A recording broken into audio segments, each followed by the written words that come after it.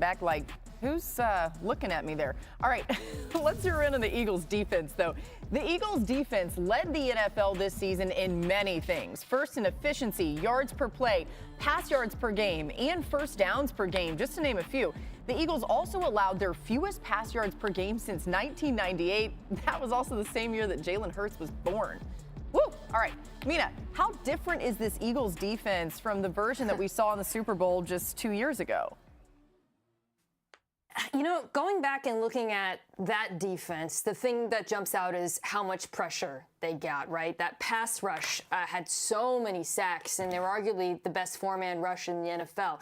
This defense, however, is more complete. And there's a stat that I think captures that, which is how they rank across the league in EPA per play when they don't get pressure. So back in 2022, when that defense didn't get pressure, they were 24th. This year, not only are they the best defense in the NFL in EPA per play, they are the only defense league-wide with negative EPA per play when they don't get pressure on the quarterback. And what I think that reflects, guys, is the complete transformation of this back seven. They are fast. They are physical. They are disciplined. They don't bust coverage. They arrive at the football, and they limit yards after the catch. And I would argue this defense, this transformed secondary linebacker group, is actually a better matchup for this version of the Chiefs offense that leans on yards after the catch. So I think this whole transformation from 2022 to now actually works in their favor for this Super Bowl. Absolutely. And, you know, you look at those statistics that Mina showed, we have to remember that Hassan Reddick absolutely played out of his mind that year. And he had so many pressures and so many sacks off of his side of the ball. I believe that this team is also better rushing the middle of the pocket than they were versus Kansas City the first time, which we know you have to be when facing someone like Patrick Mahomes. You want to get pressure in his face. But I love the way that they're built from a coverage standpoint on the back end. They play everything top down. There's always sticky coverage. And also linebackers play so well as they match their zones in the underneath coverages. So you're thinking about some of those mesh routes, some of those scramble to plaster plays that Patrick Mahomes can make. I believe that this team is uniquely designed to protect against that. And think about this, Darius Slay and Chauncey Gardner-Johnson were both there in their first matchup. But look at the upgrades in the other positions. Quinyon Mitchell, Cooper DeJean, also Reed Blankenship, and the way that Zach Bond plays the pass as well. I think that this team, as Mina says, is better prepared to face the Kansas City Chiefs. I also believe that they're a team that could create plays better than the team that faced the Chiefs in 2022. Yeah, I listened to all of that you all said, and you're exactly right. The one thing that stands out with Philly's defense is the ability to tackle in open space. And RC, you mentioned Zach Bond. Not only his ability to tackle in space, but the volume. If you look at, and I'm going to have a tape when we get there for Super Bowl week about how each unit, those particular guys protect other guys. They play as a unit. They don't care about statistics. They don't care about who makes the play. It's about funneling the football and making sure the play is made, lining down and playing it again. We've all known for a long time that Vic Fangio likes to keep everything in front of him, but it's different when you're keeping everything in front of you and the D-line is in direct unison and the linebackers understand how to fit off of each other and not just the D-line. And to your point, RC, that secondary with Chauncey Gardner-Johnson and Reed Blankenship, two safeties who I believe communicate at a high level, but also protect their guys when they're in man-to-man. It's a really good defense. Yeah. There's a bunch I want to unpack here.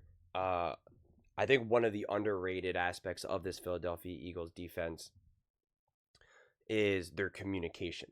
You see the communication just watching on the film. I mean, you just see it. They're in constant communication with each other, and they're so composed. You see so many defenses sometimes, like, you see they're frazzled. You see they're confused. You see that they're uncomfortable in any given situation. Not all the time, but it can stick out. You can just see it. The Eagles are never like that. They are so well prepared that it's like it just jumps off the screen to me. It jumps off the screen. And again, you can see the communication. And the other thing that really stands out to me is that when, of course, a big play happens against the Philadelphia Eagles, which is going to happen when you play football, whether it's a missed tackle, whether it's a blown coverage, whether it was just a great play by the opposing team's offense, the Eagles players immediately talk with each other and have a conversation about it, rather than being like, that wasn't me, that was you. Like, like a lot of times you see defensive players kind of just like point fingers at each other, or they there's some sort of, conflict. And it's not like a big conflict where they're like yelling at each other, but it's kind of like, what the heck happened? They don't know. This is more of kind of like, this happened. How do we make sure that it doesn't happen? And then again, you see them now also having conversations on the sidelines. This is a defense that is clearly so connected that just matters so much. In 22, and this is why comparing 22 to 24 is like so meaningless to me, because quite frankly, the Kansas City Chiefs are a different team and the Philadelphia Eagles are a different team. But if we're going to play that game like, the team in 22, right, their defense was so predicated on generating that pressure. It was kind of like boom or bust.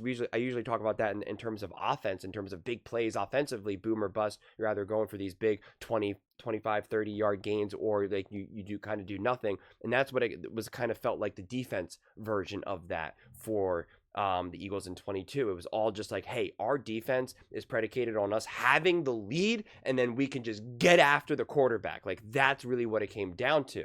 And now the Eagles have kind of really flipped that upside down in a lot of ways. And like they mentioned, and, Mina kind of took what I was going to say in terms of yards after catch. Like, I've talked about this a lot, and Mahomes fans definitely don't like when I do, but, cry me a river. As you can see, Patrick Mahomes, top 3 in yards after catch. And he played one less game than those other guys, than Jared Goff and Baker Mayfield. So it's not hard to imagine that he would be even higher. He is consistently in the top of the NFL in yards after catch. And actually, his last 2 Super Bowls that he won was top of the league in yards after catch. Andy Reid is a yak monster for getting those guys, the ball in space where they can just move and just get those yards. And it matters. And so if the Eagles limit that goes a tremendously long way. It really does feel like, and this is hardly a hot take, but it really does feel like, in order for the Eagles to win this game, the defense really needs to set the tone of like, Mahomes, Andy, you are not going to be able to do whatever you want offensively. You are not going to. Yeah, you're going to score. Yeah, you're going to move the ball. Yeah, you're going to make some plays. Yeah, Travis Kelce's going to catch the ball and run for 15 yards and barrel through someone. Yeah, that's going to happen. It's called football. But you are not going to be able to just do whatever you want. I think it's so important for the Eagles defense to be able to set that tone, because I think that also settles the offense. It helps dictate the game plan for what the Eagles want to do offensively. Like Greg Cosell has talked a lot that this is, the Eagles offense is really dictated by what the defense is doing and having the lead. But again, in a different way than it was in 22. It was more about the Eagles offense had the lead, and now that dictates how they're going to attack the quarterback defensively. Like, it's just, it's a slight change from that. And so I just think like that can go such a long way. Now, to be clear though, it's always tough when you're looking at teams like this, because the Eagles defense has been great, obviously, but then they got a little banged up. Nakobe Dean obviously is no longer playing. And then you look at the Kansas City Chiefs, who have not been at the top of the stat sheets for offense, but now they got healthier, right? Now they have Pacheco, now they have Hollywood Brown, and they have DeAndre Hopkins, so their offense is going to look differently, as well as Xavier Worthy now is coming into his own. So like, you can imagine that this offense is going to be a big step forward better than it had been during the regular season. I think that's totally fair to say that that's going to happen. Not to mention, you are facing Andy Reid and Patrick Mahomes in the Super Bowl, so they're going to bring it as well. And now the defense, technically, again, I'm not saying it is, but I'm just saying technically, when you're missing a key piece, you will take a slight step back. Although I think they've done a great job of overcoming any of the defensive deficits that they've had. But it is always tricky when your defense is so reliant on the true guys out there. A lot of Eagles fans were, hey, the defense was really bad as soon as C.J. Gardner-Johnson, got thrown out of the game against the Washington Commanders and stuff. And I think that's totally fair. But I think this team has really rallied and stepped up defensively as well. But the name of the game is to be able to set the tone early on in this game. Because we've seen now multiple playoff games where the Kansas City Chiefs, especially in the beginning of the game, were able just to kind of just do whatever they want.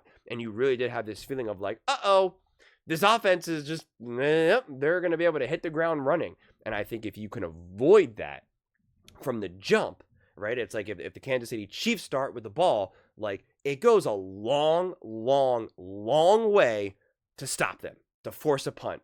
Just like it went a long way for the Washington Commanders to only be able to kick a field goal. And then obviously have the very first play for the Eagles take off and score a touchdown. But really ultimately, and I've said this now a lot and I'll have to continue to say it through this week, the name of the game of beating the Chiefs right now for the Philadelphia Eagles is to not be in a battle. It's not to be in this back and forth. It's to get the lead and keep the lead and a healthy lead. Being up by 14, being up by 10, constantly keeping that team at arm's length. The Eagles do not want to be in a situation where they're down by 3, 5 minutes to go in the fourth quarter, up by 3 with 3 minutes to go in the fourth quarter. That's not the situation that they want to be in.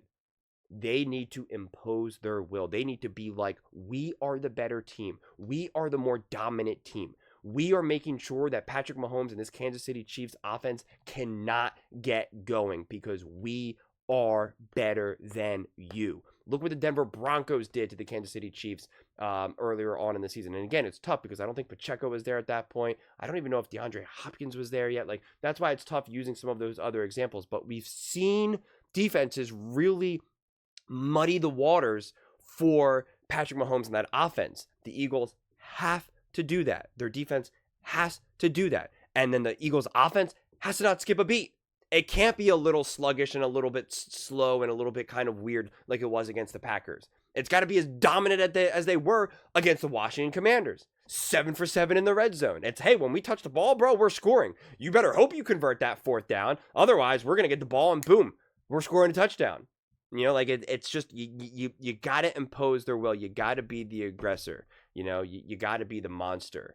That's just kind of the way how I'm kind of seeing it. So it's going to be fascinating to see. I try not to get too into the whole, this team matches up well with this, or, this defense is significantly better and it matches well with the offense. Like, that's all great on paper, undeniably. And especially if it's pro your team, then it feels really good and, you really get into it. But I always talk about this. It's so much more complicated than that, because if it was really that straightforward, like I always say, gambling would be the easiest thing in the world. You'd have these super genius Wall Street guys would be having their own gambling firms. They would be in Vegas and they would just be making bank, bank, bank. And it's obviously not like that. So, you just got to wait and see.